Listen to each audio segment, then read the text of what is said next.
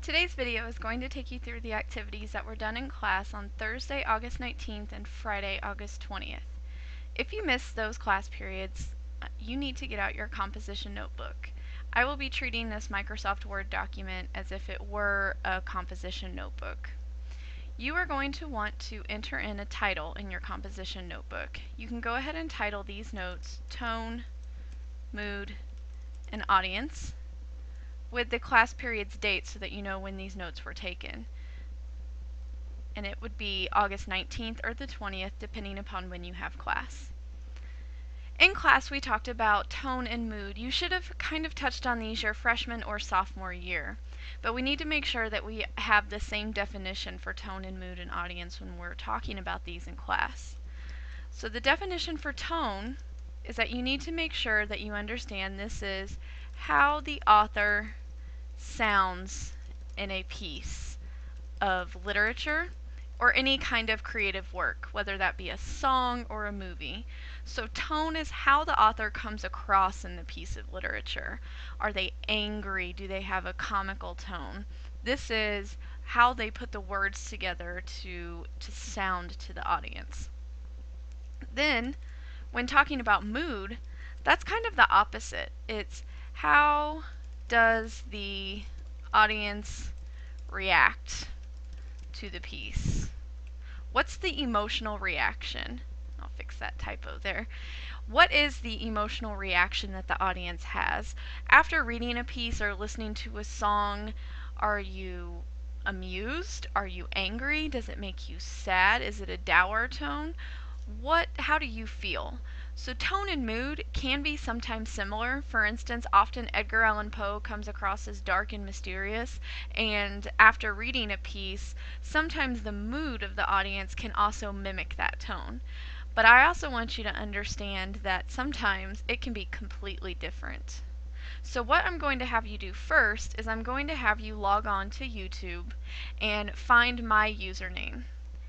My YouTube username is kpeterson421. All you have to do is log on and search for my videos, and you should be able to see my channel, and on my channel you should be able to go to my favorites.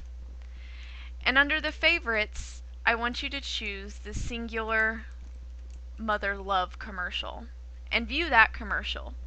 Once you're finished viewing that commercial, we'll come back and talk about the tone and the mood of that commercial. So you should have just finished watching this commercial here, the singular mother love.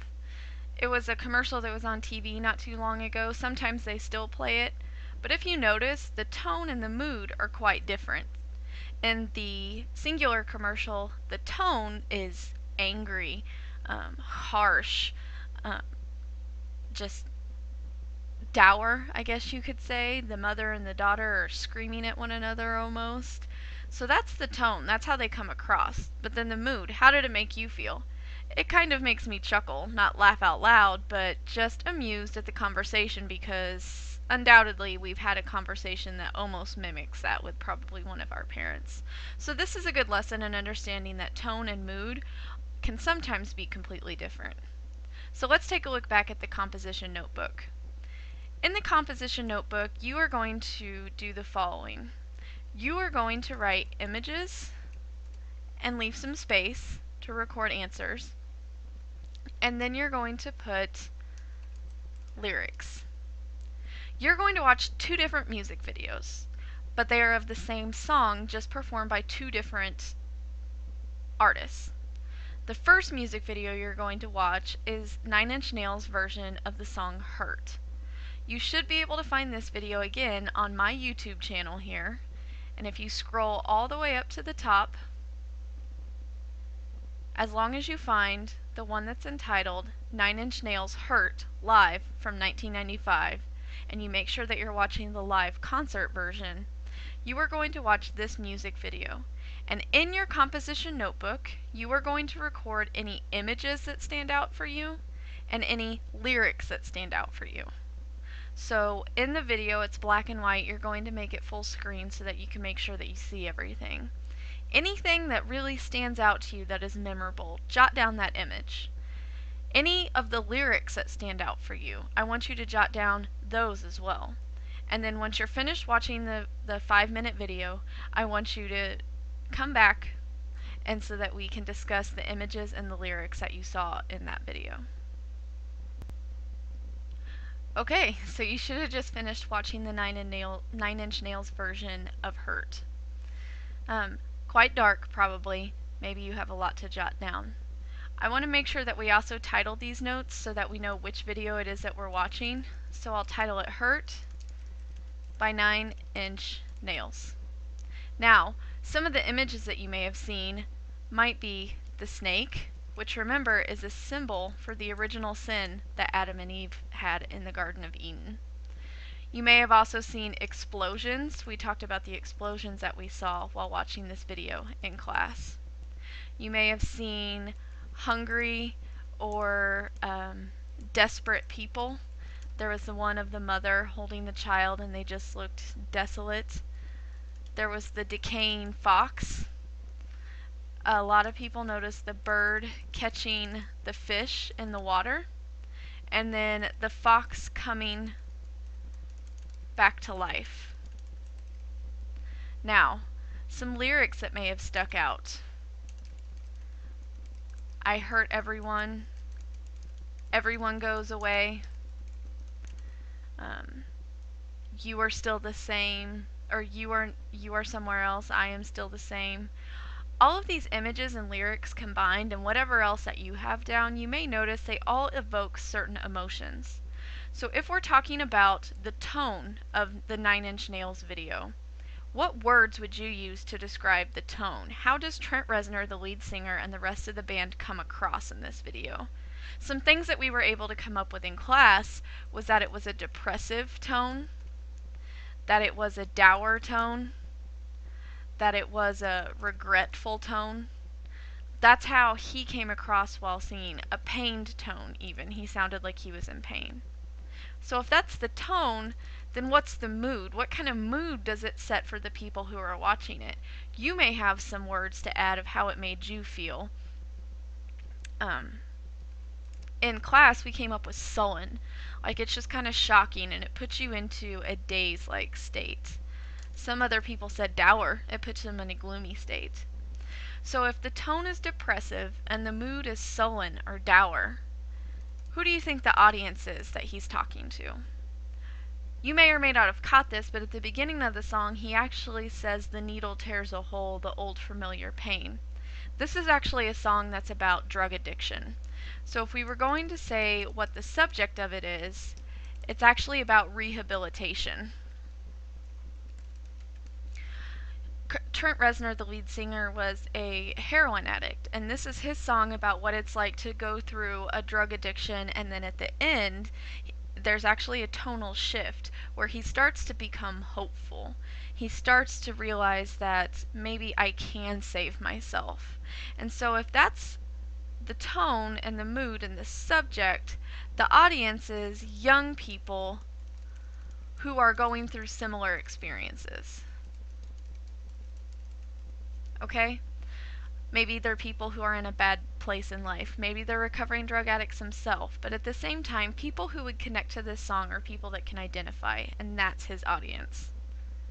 Now what you're going to do is you are going to do a similar activity, but this time you're going to watch the Johnny Cash version. So in your composition notebook, you'll want to title it. Let me scroll down here so I have more space. This time you'll want to put Hurt by Johnny Cash. Again, you're going to record images that stick out in the Johnny Cash version. And I also want you to go ahead and lyrics that stick out this time. Some of them may be the same, some of them may be different, because again, Johnny Cash is performing this in a much different way. You will also be able to find the video under my YouTube account, and here it is right here entitled Johnny Cash Hurt. It's a minute less. It's 4 minutes, and it's also in color. So go ahead and take a look at that video, and when you're finished, come back and we will go through the notes for Johnny Cash's version. Alright, you just finished watching the Johnny Cash version. Even though they're the same song, with only a minor lyric change, there are some marked differences between the two videos. So in the Johnny Cash version, you may have noticed that there were a lot of biblical references. There were a lot of crosses and Jesus on the cross and Jesus being nailed to the cross. There was the image of a dinner with lots of extravagant food, caviar, lobsters, things that are quite expensive. He also spilled the wine on the table. There were old home videos. His wife was standing behind him. There were broken records, him looking at his old house. Lots of old memorabilia of Johnny Cash. You may have found some other images as well, and feel free to include those in your notes as well. The lyrics. What lyrics did you see? Or did you hear? Were they different, or were they similar to the ones that stuck out for you in the first song? And again, record those in your composition notebook. We talked about the tone of the Johnny Cash piece. This one definitely had a regretful tone. It also had a foreboding tone in that it was so sad because he was heartbroken, and that it seemed as if something was lost and he couldn't quite get it back. Also, the mood of this piece is quite dour as well, but in a different way than the Nine Inch Nails version, because you feel empathetic for Johnny Cash. You feel sorry for him, but you almost experience the pain along with him, and so that's why it's empathy rather than sympathy. When you experience the pain, it becomes empathy rather than sympathy. So, his subject is about regretting life's mistakes. He regrets the pain that he caused his family. He regrets the mistakes that he had in his life. So who would his audience be? People of a similar age? Other celebrities who let the money and the excesses of that life get away? But you see that it's markedly different from the Nine Inch Nails version. And that's why tone and mood and understanding subject and audience are so important. And so basically, what I want you to get from this is that there are two major writing rules in our class. The first one is, before you sit down to write anything, you must know, who am I writing to? Who is my audience? You must know who you're trying to target, and it cannot always be, oh, I'm writing this for Miss Peterson. No, what age range are you writing to? Because that's going to shape how you write. The second piece is, why am I writing? Are you writing to persuade, to inform, to entertain, to make someone laugh? What are you writing for? If you don't know your purpose, then your message is going to fall flat.